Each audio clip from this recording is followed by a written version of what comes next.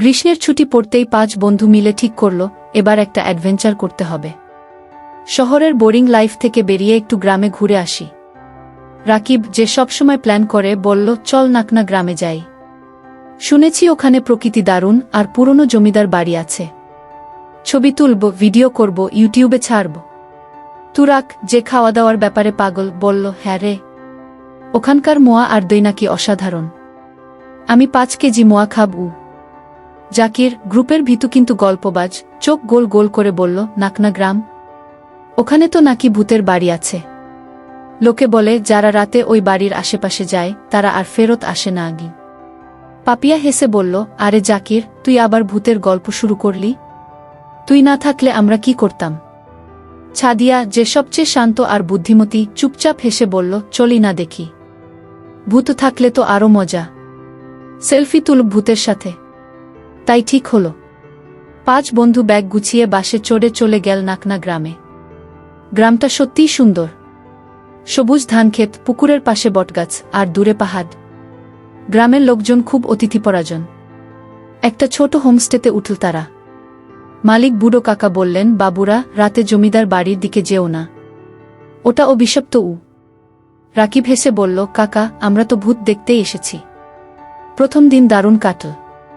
তারা পুকুরে সাঁতার কাটল, মোয়াদি খেল, গ্রামের মেয়েদের সাথে গান গাইল। সন্ধ্যায় বুড়ো কাকা আবার সাবধান করলেন, ওই বাড়িতে 5টা আত্মা ঘুরে বেড়ায়। একসময় জমিদারের 5 স্ত্রী ছিল। জমিদার তাদের পুড়িয়ে মেরেছিল। এখনো তাদের হাসি কান্না শোনা যায়। জাকিরের মুখ শুকিয়ে গেল। কিন্তু রাকিব বলল, চল রাতে যাই, টর্চ নিয়ে। ভূত দেখলে ভিডিও করব। রাত 11টা। 5 বন্ধু চুপি চুপি বেরিয়ে পড়ল। জঙ্গলের পথ দিয়ে হাঁটতে হাঁটতে পৌঁছে গেল পুরনো জমিদার বাড়ির সামনে। বাড়িটা ভাঙাচোরা, জানালা ভাঙা, দরজা খোলা। চারদিকে ঝোপঝাড়। চাঁদের আলো, বাড়িটা ভয়ঙ্কর লাগছে। তুরাক বলল, ভাই, আমার একটু ভয় করছে, চল ফিরি। পাপিয়া বলল, কিরে ভিতু, এখন তো এসেই গেছি, একটু ঘুরে দেখি। তারা ভিতরে ঢুকল। বড়হল ঘর, মাঝখানে ভাঙা ঝাড়লণ্ঠ, দেয়ালে পুরনো ছবি। হঠাৎ একটা ঠান্ডা হাওয়া বইল। জাকিরের গলা শুকিয়ে গেল। রাকিব বলল, চল উপরে যাই। সিঁড়ি দিয়ে উঠতে উঠতে ক্রিক ক্রিক শব্দ হচ্ছে। দোতলায় পৌঁছতেই শুনতে পেল কোথাও যেন কারা ফিসফিস করছে। ছাদিয়া বলল, শোনো, কে যেন কথা বলছে। কি? তারা একটা ঘরে ঢুকল। ঘরের মাঝে একটা বড় আয়না। আয়নায় তাদের 5 জনের প্রতিবিম্ব।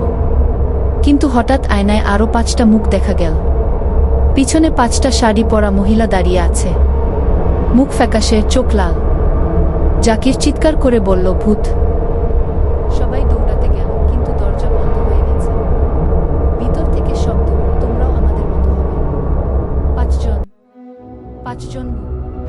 তুরাক কাঁদতে কাঁদতে বলল, ভাই, আমি তো বলেছিলাম। এখন কি হবে? পাপিয়া বলল, শান্ত হও, আমরা মিলে লড়ব। কিন্তু ততক্ষণে ঘর অন্ধকার হয়ে গেছে। হঠাৎ আলো জ্বলে উঠল। দেখা গেল 5টা ভূত এসে দাঁড়িয়েছে। একজন ভূত হাসতে হাসতে বলল, আমরা 5 বোন। জমিদার আমাদের পুড়িয়ে মেরেছিল।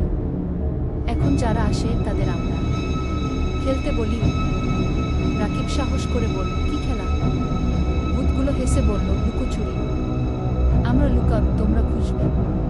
যে আগে ধরা পড়বে সে চলে যাবে আমাদের সাথে চিরকালের জন্য। খেলা শুরু হলো। বাড়ির ভিতরে অন্ধকার করিডোর, ভাঙা ঘর, সিঁড়ি, সব জায়গায় ছুটোছুটি। প্রথমে জাকির ধরা পড়ল। একটা ভূত তার গলা ধরে বলল, তুই তো সবচেয়ে ভীতু, চল আমাদের সাথে। কি? জাকিরের চিৎকার থেমে গেল। সে আর কথা বলছে না, তার চোখ সাদা হয়ে গেছে। তারপর তুরাক। সে খাবারের লোভে একটা ঘরে ঢুকে পড়ল, যেখানে পুরনো মিষ্টি রাখা ছিল।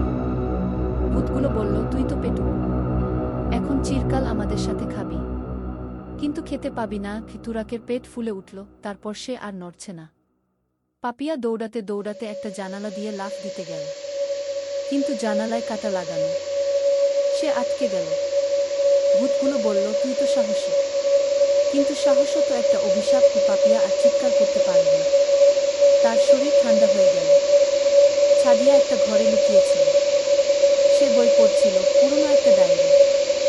ডায়েরিতে লেখা ছিল জমিদারের 5 স্ত্রীর কথা। সে বুঝতে পারল ভূতগুলো চায় না কেউ তাদের কষ্টের কথা জানুক। সে ডায়েরিটা পুড়িয়ে দিতে গেল, কিন্তু ভূতগুলো এসে বলল, তুই বুদ্ধিমতী, কিন্তু বুদ্ধি দিয়েও মৃত্যুকে ঠেকানো যায় না। সাদিয়ার হাত থেকে আগুন বেরিয়ে গেল, তার শরীর পুড়তে লাগল। শেষে রাকিব একা। সে ছাদে উঠে গেল। সেখানে 5টা ভূত দাঁড়িয়ে। তারা হাসছে। রাকিব বলল, তোমরা জিতেছ, কিন্তু বলো তো আমি কি ভুল করেছি? ভূতগুলো একসাথে বলল, তুই প্ল্যান করেছিলি, আর যে প্ল্যান করে সেই শেষে একা থাকে গু। তারপর আর কিছু মনে নেই। পরদিন সকালে গ্রামের লোকজন খুঁজতে এল। জমিদার বাড়ির সামনে 5 জোড়া জুতো পাওয়া গেল, আর বাড়ির দেয়ালে নতুন 5টা ছবি ঝুলছে, রাকিব, তুরাক, জাকির, পাপিয়া আর ছাদিয়ার। তারা হাসছে, কিন্তু চোখে কোনো জ্যোতি নেই। গ্রাম এর লোক এখনো বলে, রাতে নাকনা গ্রামের জমিদার বাড়িতে 10 জনের হাসির শব্দ শোনা যায়। পুরনো 5 আর নতুন 5, তারা এখনো লুকোচুরি খেলে। আর কেউ যায় না সেখানে। কিন্তু যদি কখনো যাও, মনে রেখো 5 জন মিলে গেলে 5 জনই থেকে যায় চিরকাল। গল্প শেষ। পড়তে প্রায় 6-7 মিনিট লাগবে যদি ধীরে ধীরে পড়ো। ভয়ের সাথে একটু হাসি ছিল তো।